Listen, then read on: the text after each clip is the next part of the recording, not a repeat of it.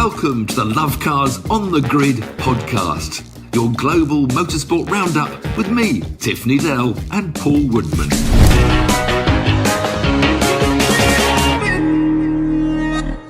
Welcome to Lovecars on the Grid, your global motorsport podcast roundup. I can't even talk. I've got a bit of a cold, but it was nothing major happening. Well, say nothing major. You had the 2022 Caterham Championship Finale. You had quite a few Champions Crowned. Save the best till last. We are going to save the best last, and we have got some stories to tell you there. So don't miss that. If you like any sort of motorsport, please stay tuned for the Caterham stuff at the end.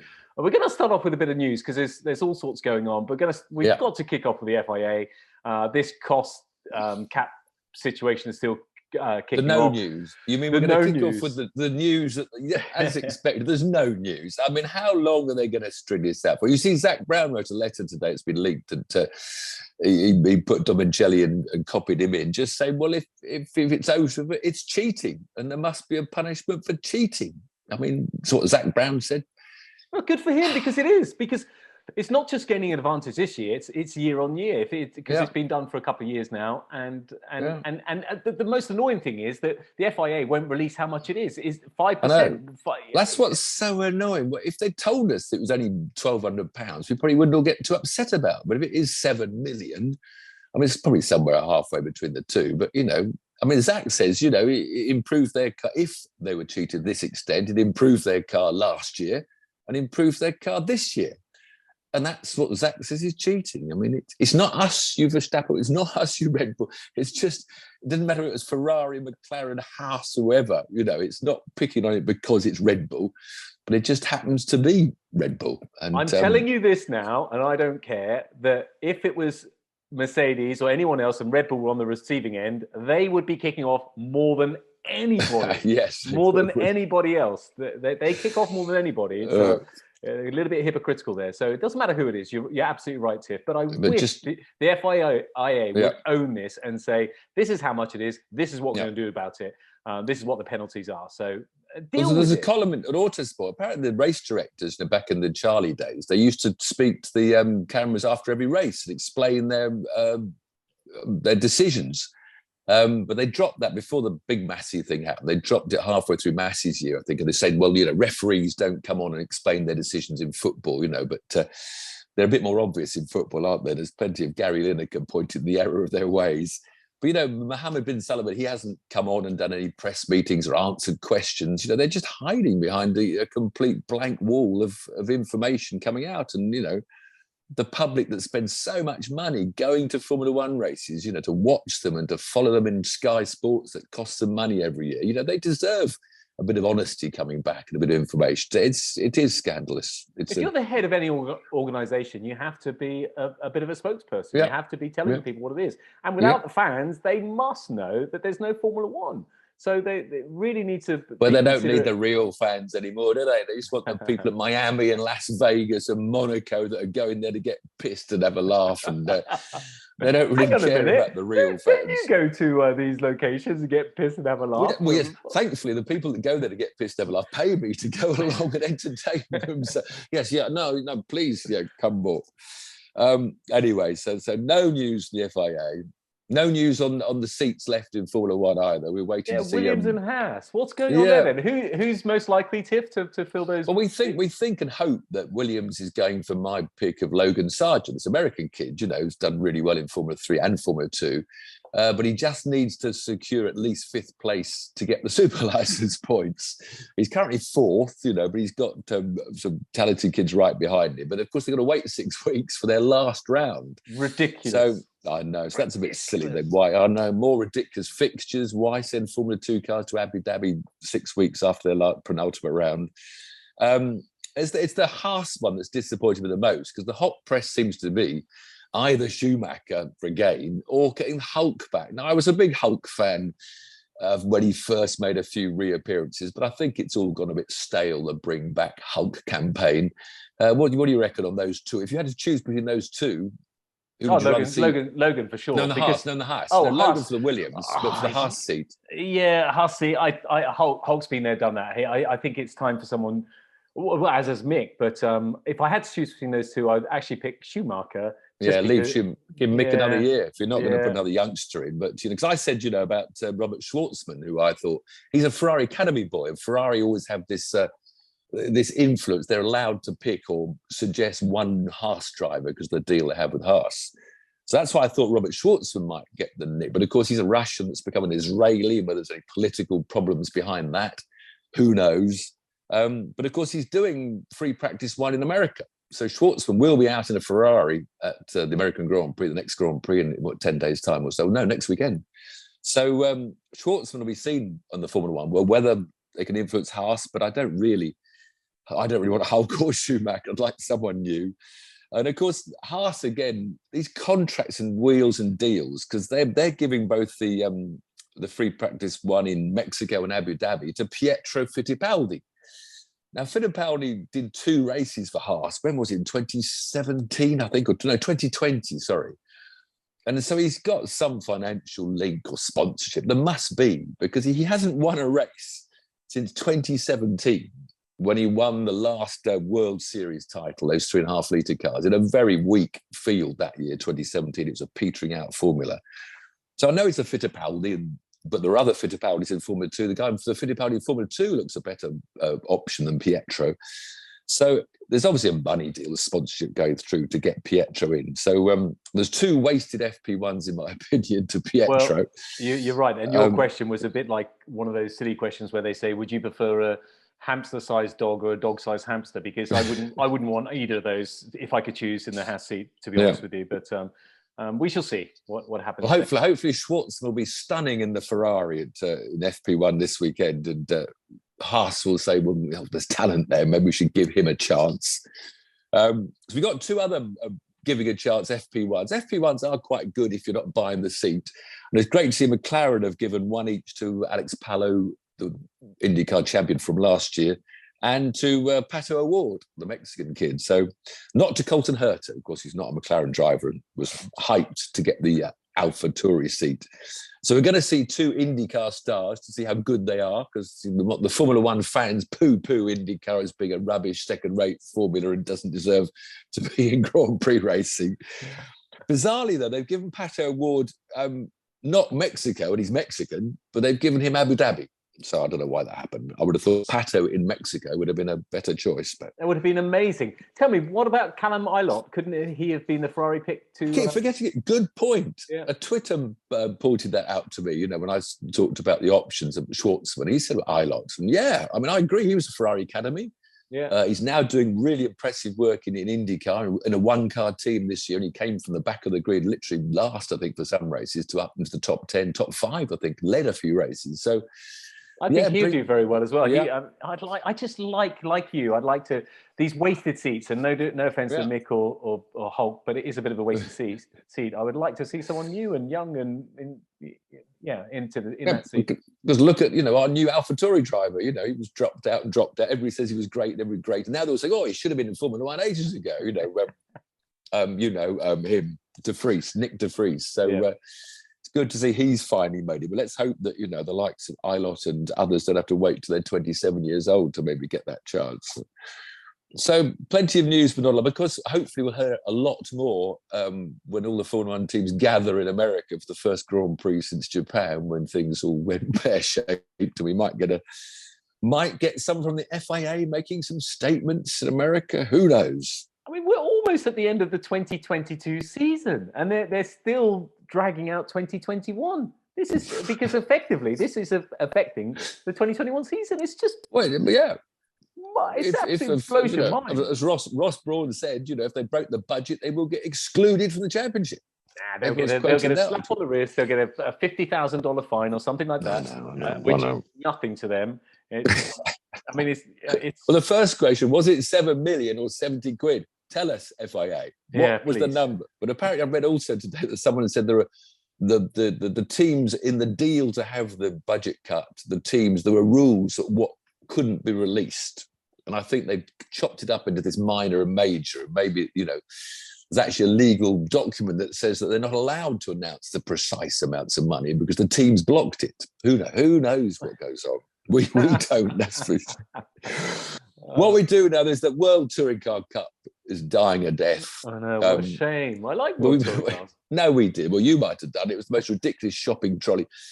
3 20-minute races for a world championship events, 20-minute sprints in stupid little front-wheel drive shopping trolleys. There's 2 more rounds to go in November. I've no idea who's leading the championship. I don't care. But I think it's gone. Well, it has gone. And I don't think it'll ever come back. I think, I look at the Aussie supercars and the NASCAR as brilliant saloon car, touring car sort of formula. And the reason they're good is that they're big, hunky, powerful, rear-wheel drive machines. And the great days of World Touring Cars was, when there were BMW 635s and Volvos and all sorts of weird and wonderful Ford Sierra Cosworths. There was 2 drivers, 3-hour races. And those were the heydays of World Touring Cars, where the championship meant something. They're always like 500-mile races, 3-hour races. So there's good distance of races. But because, now manufacturers, nobody's making big saloons anymore. Manufacturers are all interested in SUVs, and electric cars are coming more and more. Whilst I'd love to say, there should be some big saloon formula, the manufacturers aren't going to want to spend money to create wonderful new, like a 5 Series BMW versus a Mercedes C-Class or whatever, and Audis. Even Jaguars have got, the XF saloons. There are big saloons out there, which I think is what World Touring Cars should look like. But I don't think that the money will be invested to make them, and I don't think we'll have little shopping trolleys back again for little sprint races. Yeah, but we're not going to have a lot of things. BTCC is going to be the same, going down the same road as that. Yeah, so. but that is a national formula, so I think it works when you have a national formula. I mean, Brazil has got a very good saloon car formula. I've no idea what the cars are.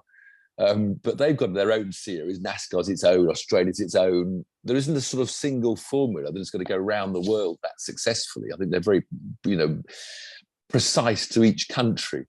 So that's why, I think British Touring Cars is great and that'll go on and others have their own. But I don't think we can get a world championship together again. I don't think we can make the rules. Well, another one bites the dust then, Tiff. Yeah, I think so. Elsewhere in the news, Formula E, Dan Ticktum's got another year signed up. Good for Dan. After his up and down in various formula, he's going to get a second year. Of course, he was in Neo, which was a rubbish car the last year, so he didn't have the best car. They got a new generation car for the 2022-23 season, which doesn't start until 2023. But, not too confusing. Why do they keep on going? They keep on using this double year like it's a winter series, but it's not. It just starts in 2023. Sadly, Oliver Turvey's out of Neo. He's not his teammate anymore because Seti Kamara's come in instead. So we've lost Turvey but kept Ticktum. So that's a bit of news from Formula E. Oh, and exciting news from Formula E.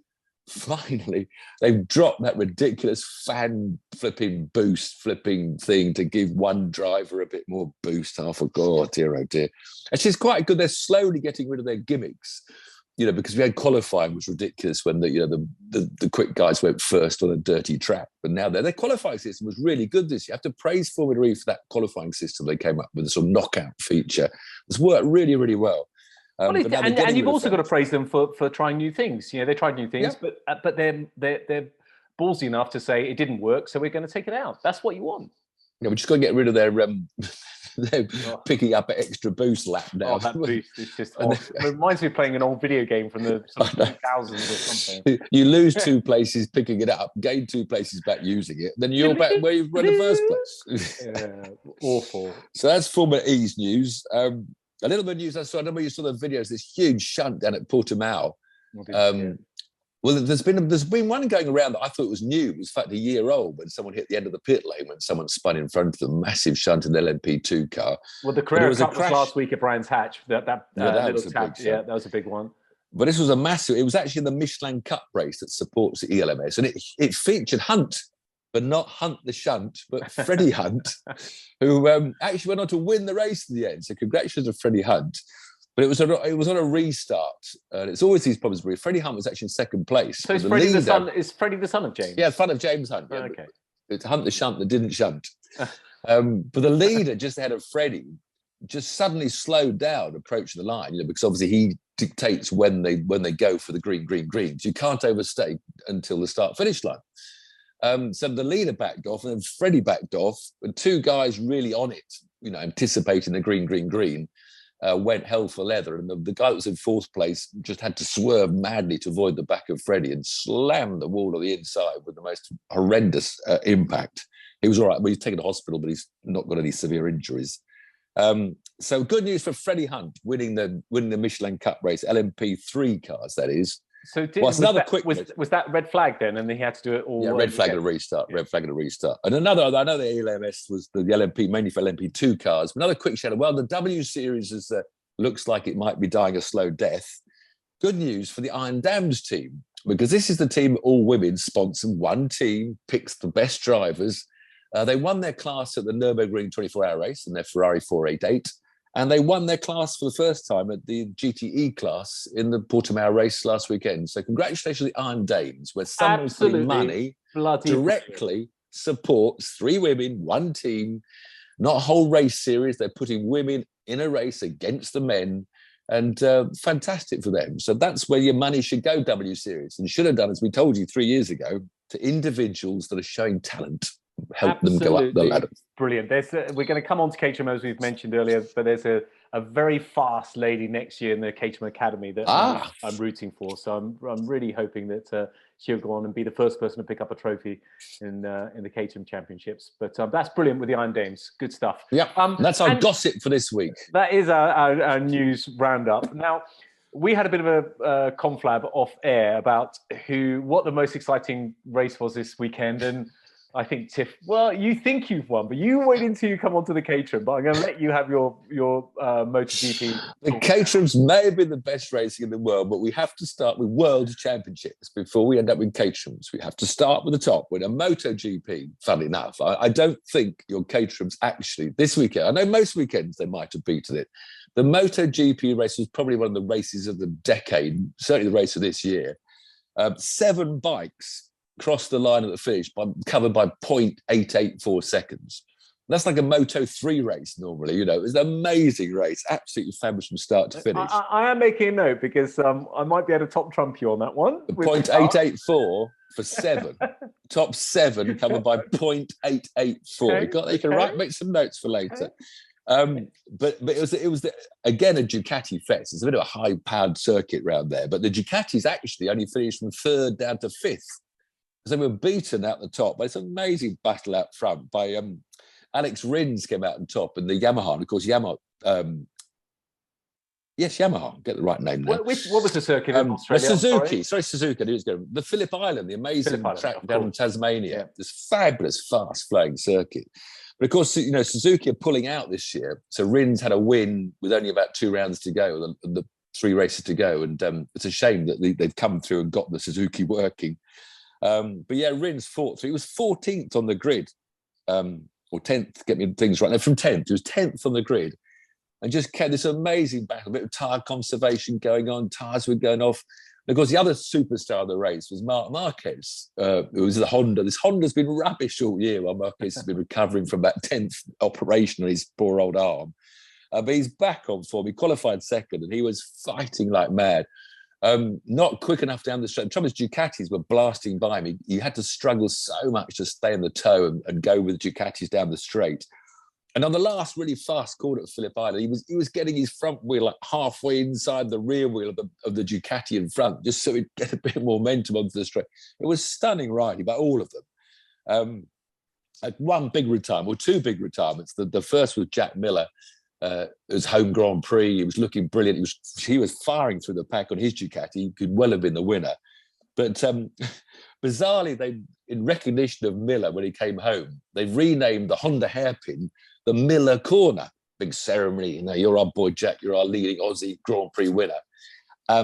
Where do you think he was taken out and torpedoed by Alex Marquez? You can't make it up, surely. I know.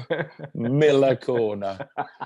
Oh, Alex Marquez, Marc Marquez's younger brother, he was trying to overtake the one behind Miller, to be honest, but he got in a complete mess by outbraking himself, trying to make a place behind, and just clattered poor old Miller off his bike. So absolutely flattened.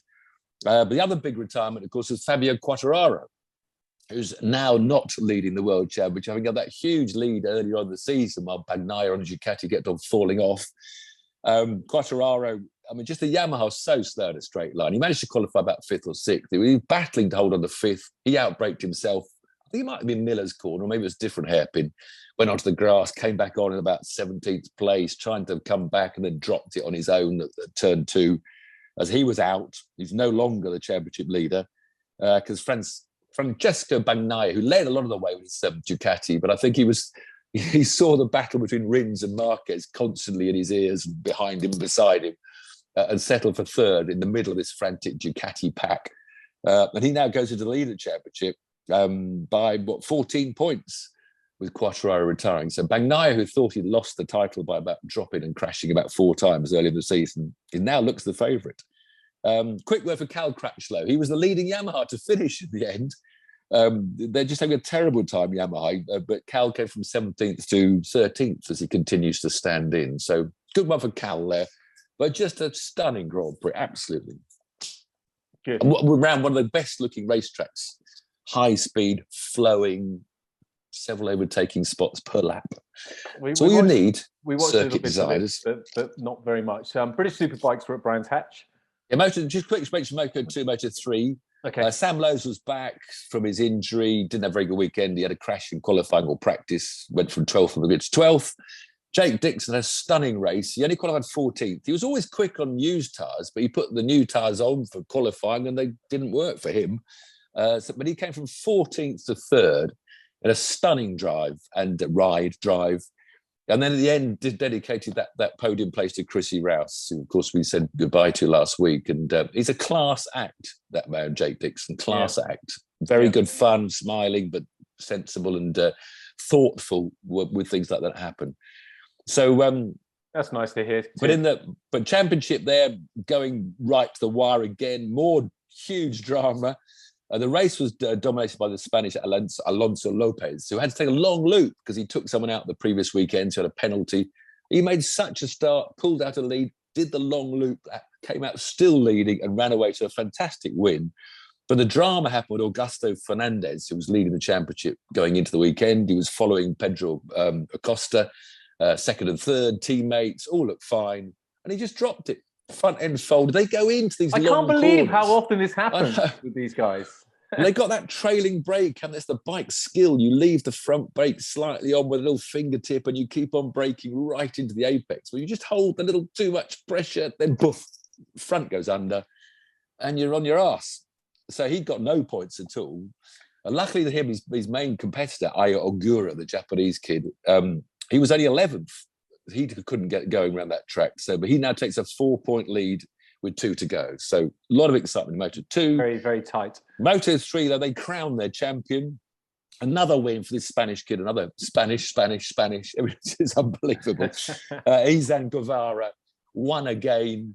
A lot of the pundits are saying, Moto 3's got not enough power and it's dangerous because they go in these packs because talent can't shine because there's not enough power, but that talent keeps on shining.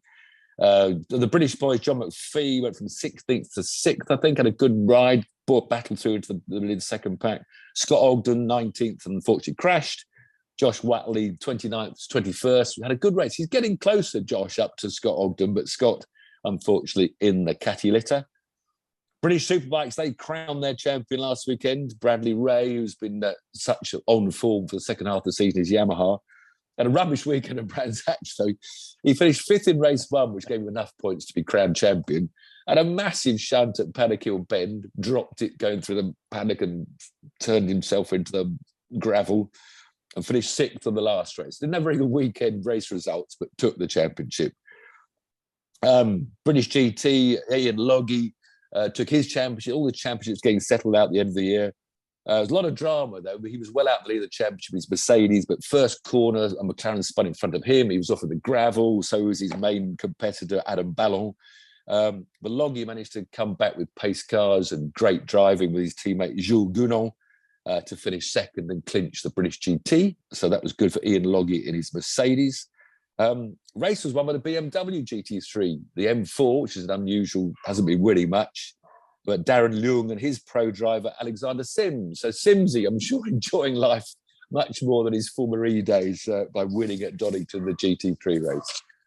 So that was a sort of round out of things. But then you might, the other big drama worldwide moving on for all these champions, but of course NASCAR. Have you seen the NASCAR highlights? Have you seen the NASCAR highlights? Who hasn't seen the NASCAR highlights? If you haven't, you need to go and have a look, because your man Carl Larson, number 5, was involved in a little bit of a fracas with Bubba Watson. No, what? But it's Bubba. Bubba Wallace. Bubba Wallace. So that's the goal for Bubba Watson. And it was I'll let you explain, and then I'll give my opinion, because I mean, this was the first of 3 races that's going to see the field shrunk from 8 to 4. Big drama now, because if you win one of these 3 races, you're into the final 4 roundup. So you're in the finals, because only 4 people can win the championship. So a lot at stake at Las Vegas, and but not with Bubba or Carl Larson. Neither of them are qualified into the last 8. They were just racing for a win. But Kyle was coming through the pack. He actually came inside of a 3-wide situation. Bubba was on the outside, and Kevin Harvick was in the middle. So it was a 3-wide move that Larson was trying to clear both of them to get through to 2 place, get up to about 5th place. I think Harvick saw trouble coming and actually backed out quite quickly from the middle of the sandwich, which actually gave room for Larson, he sent it big time, basically, up the inside. So he was semi out of control. So he comes sliding up, and he's now pinching Bubba into the wall. I mean, Bubba literally has nowhere left to go, and Carl's still trying to get control of the flipping thing. And eventually just touches. I'm not sure whether actually Bubba hit the wall first and then Larson, or Larson just touched him, but there was no room, basically. So basically there was a clatter, and Bubba did hit the wall. But Larson then sort of dropped right down to the inside after, because he'd caught the final slide, so he pulled right away. To which Bubba just, according to him, due to the impact, his steering failed. Yeah, Bubba, don't think the telemetry is going to show that. Because he then just follows Larson down. They're doing about 150 miles an hour coming up to the start-finish line, maybe more, and just nails the rear 3/4 of Larson's car, and sends them both slamming up into the wall in front of the main grandstand. Big shunts.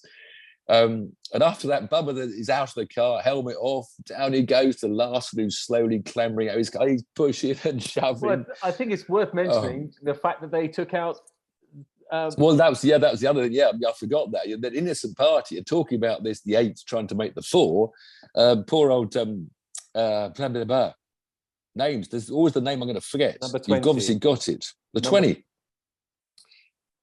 We'll come every podcast, I write as many notes as possible, and I forget the one name. I know it's number 20, and I felt so sorry for him, because he was in contention in the playoffs. He won the last round. He only got through to the last 8 by winning exactly. the Roval. Yeah. Get on your Google, will you? Well, I'll keep talking while you get on your Google. Anyway, the 20 was taken to the wall as well, which put him out of contention. So he's now bottom of the points of the 8. How can I not forget all these NASCAR drivers? Where's my phone? Have you got your phone? Carry on. I'll tell you the name in a moment. But so the 20 is the bottom of the points. So that was bad for him. So there was a late caution. There was big drama out front, because again, how you can come back from a lap down, because with only about 20 laps to go, Chase Briscoe, who was the 8th qualifier, he was coming through. He actually got to the lead. I mean, he was a lap down at one stage. This is what you can do in NASCAR with strategy and good driving and overtaking.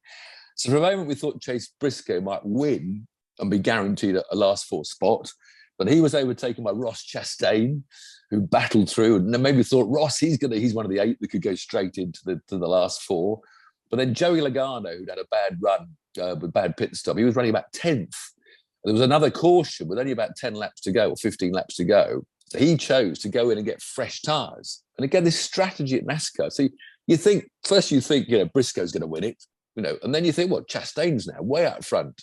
But then Joey Lowe on fresh tyres just piled through the pack with that 3 to go. Very dramatic, overtook Chase Briscoe and won the race. So he's going straight through. He's one of the 4 now guaranteed a place in the finals. Wow, it's getting exciting. And of course, it was number 20, Christopher Bell.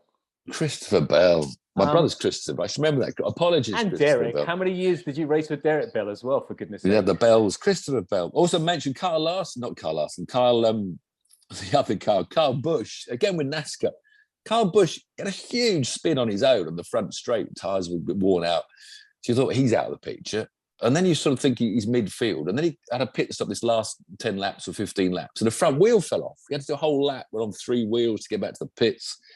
So you think he might be out of it. But like Logano, he'd put 4 fresh tyres on. And he came storming through to finish 3rd. So you think, when you follow, that's a great thing at NASCAR. You can think your driver's completely out of it 1 lap down. And then there they are at the end, battling for podium finishes. It's entertainment. So speaking of entertainment, if you didn't see the crash, and it was ridiculous what Bubba did, he literally used his car as a missile, and the impact was originally 170 miles an hour. And he accelerated. It was 170. Yeah, it was just ridiculous. But even worse than that, if there can be worse than that, was his interview afterwards. Because I've never heard a sports person be so arrogant in my whole entire life. I always keep it pinned, and I'm not apologising, not even to Christopher Bell, and it was awful. I mean, he's a Marmite character. I mean, obviously there's the race issue that of course Larson was the person that was done for a year. Had to leave NASCAR for a year because of the using a racial word while playing a game. So, but he's got 2 chips on his shoulders. When he won the last few rounds ago, Bubba, he gets out of the car, instead of celebrating, he did a big sort of. It's like shushed all you doubters. Because I think the press was saying, he's only got the drive because he's Bubba, he's not that talented. But funny enough, the car he was in that got wrecked was the car that saw him win this previous race. When that car, it's amazing, you can get a car that just works. These teams have like 4 cars for road courses, short tracks, long tracks. But that one long track car was just a beast. He could have won at Vegas if he hadn't. He was Carr's fault. I mean, Car was out of control. Yeah, but look, we've all been there, done that, and it's so annoying at the time. So I do empathise with him in terms of how your emotions and the adrenaline and it's just pumping through you. But he didn't do himself any favours because he'll have to get sanctioned if not for the deliberate crashing, also for the violent contact when he attacked Larson, pushing and shoving him, which is part of NASCAR. But then the marshals trying to usher him one way, and he's just completely ignoring him. No, they have to go. The rule is you have to go to the hospital. You have every action. You have to go with the safety crew back to be checked over.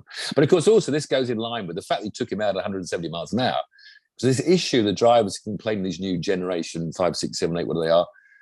There's several concussions. There's 2 drivers not at the race, Alex Bowman and Bush's brother, because they had a concussion because the cars are so stiff and rigid now. When they're hitting these walls, it's getting generated through to their bodies and their brains more. So there's a current underlying issue of trying not to have big crashes, and then Bubba causes one, unless his steering failed, of course, Bubba. Right. Amazing how the steering failed. Steering failed with a perfect trajectory to nail the back of Larson's car. Can we get on to the main event, please? I think it's time to. We've had a big build-up of exciting motorsport, but now I can feel a crescendo of exciting coming. When we summarise the last weekend of the Caterhams at Silverstone. Well, not just Silverstone, because the Academy and Road Sport were at Silverstone, and the 270s, 310s, and 420s were at Spa. Ooh, that'd be tasty. It was tasty. It was very wet at Spa. And you will not believe what happened in one of those championships. So the Academy split into 2, whites and greens. So there was 6 What track you? What's that? You were on that funny track at Silverstone just before you present the picture. What's it like? You sort of have this. You go through the weird bit, and then you go back onto the straight. I've never raced. I've driven it a couple of times, but it seems a bit weird when you go onto the straight. Do you know what? It was amazing how few chances there were to overtake. At Silverstone, so wide open, Caterham so small. It's amazing how few chances there were to overtake.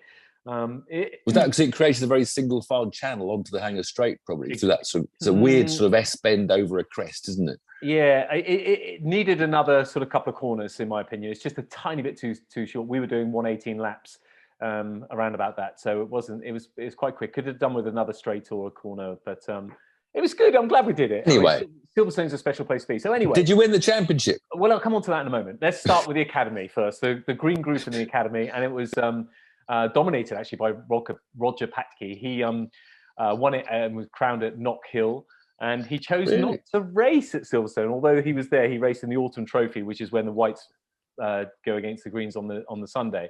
And I thought that's not very cool, Roger, not to race, because he was worried that he was going to lose points if he made a mistake, missed the yellow flag or something. However, was someone that close then? So he could have lost his championship with a reprimand or something. Exactly. But however, judging by what I'm going to come on to in a moment, and we'll leave it to the end, he might have made the right decision. So congratulations to Roger. Ravi Patel was second, and Ian Hibbert, I beg your pardon, came in third place. And that was good. It was a hard-fought championship all the way through, but Roger was kind of just there and pipped it onto the white group, which I think were a slightly faster group. Guys, I've got to say this Not year. Not again. No, we were greens last year. Oh, sorry, I got it wrong way around. And it went down to the wire with this one. It had to be down to the wire. Tom McEwing actually did it in some style with a win. So he won the overall championship as well. Ben Timmings, who had some really bad luck at Knock Hill. He had a DNF at Knock Hill. He was, and it wasn't his fault, I don't believe. So it could have been all a different scenario. And then Matt Larby, who also had a bit of bad luck, personal luck, missed Anglesey, came in third place. But a question I should have asked you to look at before I've got you on the spot. Just interested, do you have any idea how many different people had a win? Because I always think it's nice if, 6 greens had a win and 6 whites. How spread was the winning? You said this one guy was dominated the championship a bit. Were there quite a few different winners? Yeah, there were actually. It was more so with this year than it was with our year. Our year was shared in the white group between 2 people, I think. I think Mark had a win as well, perhaps. But yeah, so more so. So it's good to see different people. I tell you, with the white group, Tom and Matt, I don't think you mind me saying, they did a bit of a Jeff where they bought a car before and they did testing before. Ben was brand new into his car, so a bit of but it's great to see all these people progress, even the guys that had the car. But I do believe that Caterham need to start policing this and managing this a little bit better. Like the Ginetta Juniors. The Ginetta Juniors, if you do more than 4 track days, you get 100 points taken off before you even start which is I think they need to, because and professional coaches, not just the track days. They're all using professional coaches, which the money stacks up. And I'm not. So what were you saying? What happened, Drum? What happened then when you said he shouldn't have done the white group final? Because no, the white group was fine. That was all good. But the green group. You said the green group champion was wise. I'll come on to that in a minute. Let's go through. I'm keen. I'm waiting. This build up. To answer your question about new winners, there was actually Duncan Mallet won the Autumn Trophies, where the whites go against the greens. They all go together.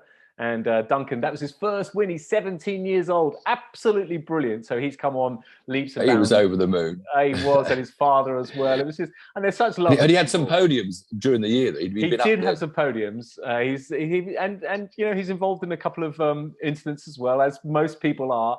But congratulations on winning the Autumn Trophy to him.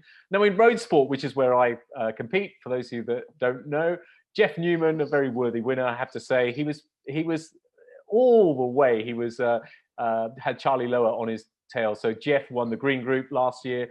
Charlie won the white group, and they were neck and neck the whole year. Freddie didn't really have the luck this year, but he came in third place. My best results of the season. Two Where are they? 2 third places. Brian Thatcher and Silverstone, but the main Grand Prix. I didn't have a great weekend. Jeff Newman, he wasn't in the results for the race 3. Did he get punted out in the opening lap or something? No, Jeff Newman actually decided not to do race 3 because he'd already won. And again, he made the decision that maybe he might go through a yellow flag or something happen and might get penalised. So, and we will come on to that in a moment. So perhaps Jeff and Roger made the right decisions there. So I didn't have the best of weekends, really. I do love Silverstone. It was a bit of a funny little circuit, but I got the fastest lap in race 2, 5th place in race 2. So, and then I got taken out in. So how far behind with the winner were you in 5th place in race 2? Was that 0.884 seconds? Well, 7 motorbikes crossed the line at 0.884 seconds. 5 cars crossed the line in under 9/10. So not quite. But 5 not quite cars. As good. But what happened was I caught up the leaders, the leading pack of 3 people, and they're fighting for a championship. So this is Jeff and Charlie fighting for a championship, because Charlie at this point can still win the championship. And the last thing I was going to do, it was the same as last year. It was exactly the same. Last lap championship decider. Wow. It was. So the last thing I was going to do was put a move in on any of them. And then Theo came up behind and everybody's thinking, no, Theo, no, don't do it. But, does Theo listen to this podcast, do you think? But I doubt it. But Theo, if you do, please mention below. I think Theo is the man in the garage that everybody gravitates towards because he's such a lovely man. And he's the man on the track that everybody tries to move away from. So well, you can see him. He's got that nice orange car, hasn't he? So you all see him coming. He's got the most amazing livery. He's a brilliant bloke to have around, but just not be next to on the racetrack. Right, we're going to skip 270s. We're moving over to Spa now. So congratulations to all those champions. Very worthy. We're going to skip 270s. We're going to come back to that at the end. So the next group would be the 310s. Pete Walters, he's a brilliant guy. And after 4 years of trying, he's just won the 310s. So congratulations to Pete Walters. Harry George, who was in the academy, he was runner-up last year to Charlie Lower. He came second in the 310s. He loves the fast stuff, so he did very well. Just jump for a bit more power. So what's the 310? Just go through those horsepower figures. How do they go up? Yeah, I'll get back to you on that one. Okay, get back to you later. Yeah. And then Jack Sales came in third. So that was really good. So Harry obviously likes the faster stuff. And talking in faster stuff, the 420s, Aaron Head absolutely smashed it out of the park, and he becomes the first person ever to win the top category 3 times. So congratulations to Aaron. Henry Heaton second, he was solid all season. And then Jake Swan had to finish in the top 6 to guarantee his 3rd place, and he managed the 3rd place. So congratulations to Jake. But the 270s, now there's, hopefully they don't listen to this, but Taylor O'Flanagan and Dominic Mansperger, it's fair to say they don't see eye to eye all the time. And right. Taylor was crowned champion at Knock Hill. So he was already the champion of 270. He decided to race. First race, I think he got knocked off or there's a problem, so he didn't finish. Second race, he went in the second race. He got, I won't even go into basically he re-entered the track and knocked off 2 310s that are racing in the same race as him. Got a minus 12 point penalty, which meant because Dominic Mansperger won the race, Hugo Bush came second and Taylor came third, it meant Dominic Mansperger won the championship after Taylor had already won it in Knock Hill. So he shouldn't have turned up then. But the plot thickens. No. They went to the stewards because Dom cut a corner, the last corner, cut a corner, and they went to a steward to see if he would get a penalty. He didn't. The plot thickens even more. Hugo Bush, who came in second, was also taken to the clerks, got a 5-second penalty, I don't know what for, which meant it promoted Taylor to second place. They're joint, and Taylor got the fastest lap. They were joint on 281 points each, but Taylor got more wins, so he got the championship back again. So Taylor won the championship. You can't make this up. Dom Mansperger is second on the same amount of points, and Hugo Bush third. So talk about 10. It just Caterham Racing provides, but there's characters there. Did those Manchester boys come back and do road sports this year? I just remember some of the characters I met through the academy are different people, racing for different reasons. Was it 3 Manchester lads that all said let's go do it? 6 Manchester lads. And 6 Manchester lads. They're on my notes here because I hope to goodness they come back next year and do 270s. Because did they do anything? Did they do road sports? Yeah, they did. They did lots of road sports, and they were all up there. They're all really because they're from their own admission. They'll say that they weren't possibly the quickest in the academy, but my goodness. There's always Joe Pridey there. I saw him on pole and some qualifying this weekend. Yeah, he got pole because we only had 1 dry lap on pole qualifying. He followed me out, got my toe. I got 4th, he got 1st. The others were sort of caught up. Then we did this super pole, which is 1 flying lap for the top 8 people, and I put 2 wheels on the grass, but anyway, won't go into that. Anyway, Joe, well done, Joe. Even if you didn't get the pole on the pole, he's come up the field though, Joe. Joe's done really well in road sports. He seems to have gone relatively better, and it's lovely to see these amateurs that don't do much testing and any girls, any ladies in the academy this year. Because you had 2 last year. Not in the academy, but you had Louise Deason, who did incredibly well in road sport. She. I mean, literally. So I just looked at the TSL timings. And the last race, I think there was only 2 seconds difference between everybody in the lap times of spread the field. Yeah, it was incredible. So who's this tip? Who's this tip you've got? This female tip for the academy next year? You mentioned you had some star coming. Her name is Megan. Watch this space. I don't know whether I'm allowed to give too many details away, but her name. What makes you think this unnamed lady is going to be quick? She may be having a little bit of testing. She may already have her own car, allegedly. So, but which I don't. So she may be just doing what we've discouraged people from doing. Yeah, I don't want anyone to do that, but I do want there to be. You can do a little bit. It's Louise silly. is really competitive. But they should put a limit. They should put a cap on it. I think you're right. You can have 5. Go and have 5 track days or something, but there's a bit of a limit. Yeah. But in terms of my season, well, I've had 2 seasons. I've been so unbelievably lucky, and you were massive into pushing me. I was there for the ride. Yeah, you were. I was there. But the BRSEC, they were good. Andy, Rob, Antoine, they were fantastic. The marshals as well, of course, at every single race course you go to, race track you go to, were fantastic. But in terms of the Caterham guys, my goodness, what a brilliant community! What a brilliant family! It really is. I know. I love being there. Adam Betheridge, his team, Joe Marsh as well. So Joe is sort of the silent assassin. He's just so amazing. They're so passionate about what they do. They really are. Simon and Kirsty know so much. Simon won the first ever Academy race 27 years ago. He still talks about it now. But Kirsty as well. Dave, who signs the checks for me, which I'm very grateful for that as well. But then in the garages, you got Darren, Alex, Dave, Toby, Jack, John, Paul, Dylan, Anthony, Ringo, Kieran. John Paul Ringo was Ringo not there. George and Ringo. No, you got all the guys in the garages that stay there until whatever time of night to finish every single car. So every time there's weekend, I can feel the characters. It's just so many people enjoying motor racing. On a reasonable budget. That's what it's so much about. Competitive, but enjoying camaraderie. Are they changing club for next year? Are they going BARC? They are, yes. So it's that's all. It's all positive. And there's Thruxton. Can I get a drive at Thruxton? Will they be coming? Well, we'll talk. Let me just finish my. Sorry, very quick thank yous. So very quickly, hospitality. Will and Lucy, amazing, and also they had some help with Kelly stepping in as well. Laura, Steph. All the people that came to watch were fantastic. It was so lovely.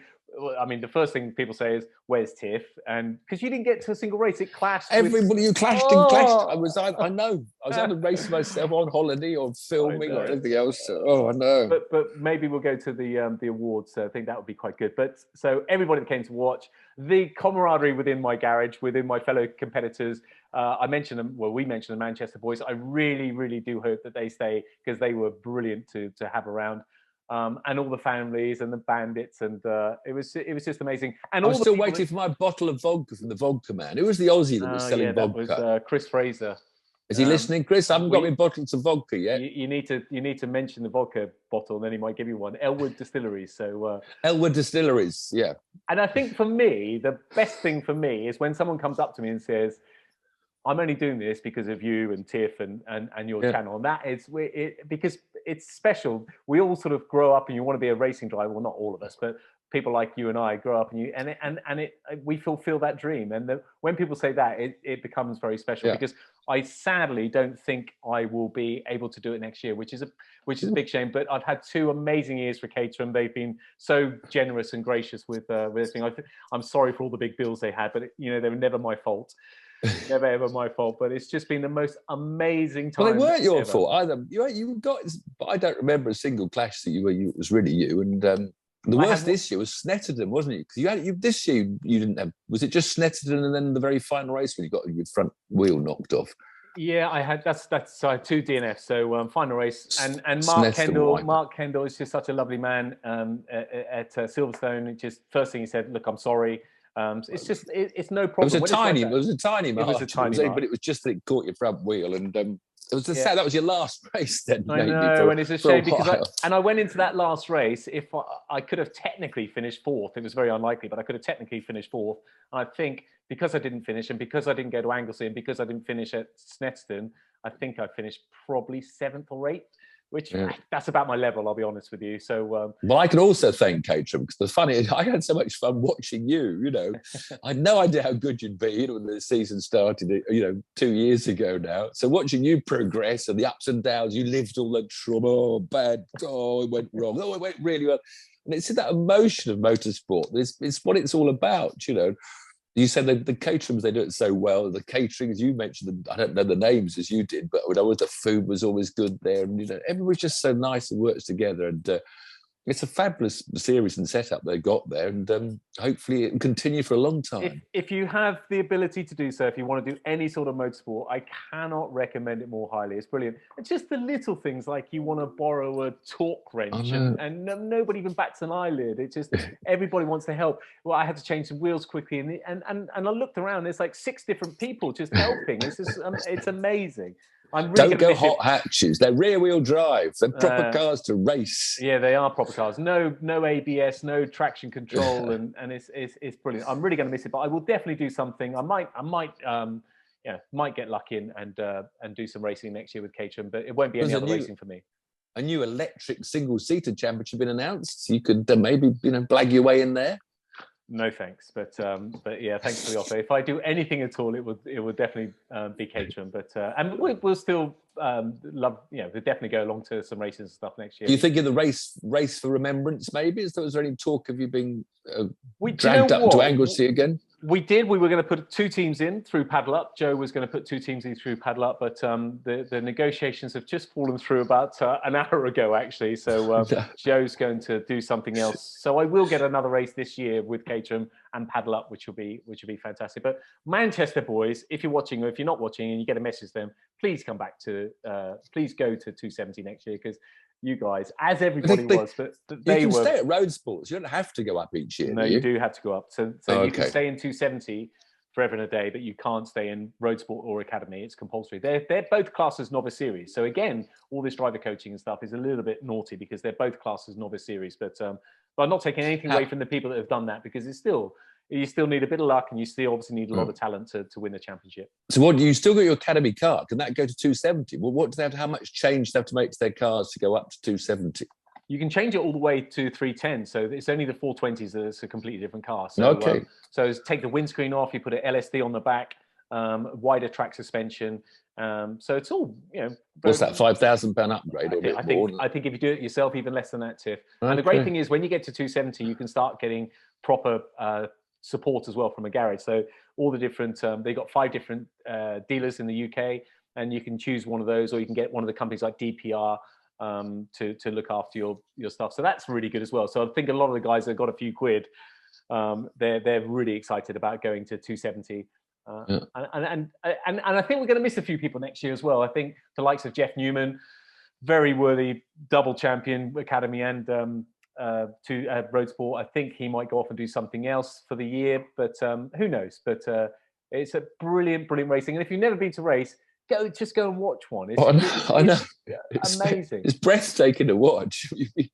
It's as nervous to watch as it is to be doing in the car sometimes. So yeah, get a Caterham, look to the Caterham calendar and find a meeting next year. Thruxton, obviously, if they're now going to be a BAR season coming down here, because that will be a slipstreaming chaos. Fastest circuit in the UK. But we'll do so much more with Caterham, of course. We absolutely love them. We'll do so much more with them. So thank you, really genuinely thank you to Caterham and to everybody for giving me 2 incredible years that I'll never ever forget. The best automotive stuff I've ever done in my life, which is saying something with all the stuff that you and I have done, Tiff. So and you can drive amazingly. Yeah, you're quite good, Paul. I don't know quite how that happened, but you were quite good at it as well. 2 fastest laps overall, but I didn't get the lap records. They're both pit. You had some real talent in your group last year and this year. So the win was often close, but just never quite there. I think on that note, I don't want to leave on a sour note because it's a positive note. But I really do hope next year Caterham just make one change. And when you start off in Academy, there's 50 people, so they split them in 2 groups of 25. They say this group's white, this group's green. Don't do that. Just say this group's A and this group's B. Then go to the Kerbera Sprint, which is the then split event, afterwards, and then go 1, 2, 3, 4, 5, 6, 7, 8, and go all the way down. So odd numbers in one group, even numbers in the other group. Because I think it's a little bit unfair that some people could have probably won the group if they were in a different group.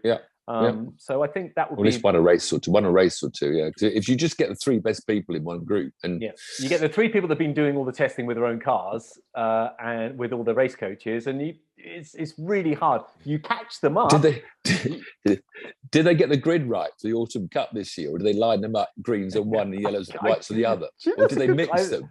No, they did their own qualifying. So they actually did their own qualifying. So I think it's where you qualified, which is the better way to do it. Yes, not that the chaos they caused, which actually led to a small incident I think you were involved in due to the fact the grid was split wrongly. I had a couple of incidents, it's fair to say, and but you know, it's normally very much forgotten about straight away. So and that's motor racing as we know it. But next week, Formula One's back. Circuit of Americas, which will be exciting. We really do hope that the FIA come out before that with some sort of announcement. They won't. They won't, no. WRC in Spain, MotoGP goes to Malaysia. World WRC is all over pretty much. I think it's just a battle who's going to come second or third. They're quite spread out with the two Hyundai boys are second and third, Tanak and Thierry Neuville, Elfyn Evans fourth. So championship already won. Yeah, MotoGP, that's the one to be. So that's 8 o'clock on Sunday morning. Find someone with a BT Sport ticket or rob someone, because that's just building up. Both the MotoGP and Moto2 championships going down the wire. We've got World Superbikes in Argentina. Yeah, MotoGP is in Malaysia. All around the globe we are. We're going from USA to Spain to Malaysia to Argentina for the World Superbikes. Back to America for NASCAR. Miami Beach, baby. Another 1.5 mile over. So lots of world motorsports still going on, and we'll hopefully get some more gossip to give you next week. Thank you for joining us, and thanks again from really to Caterham and everybody for such a fantastic couple of seasons. See you next week. Cheers. Cheers.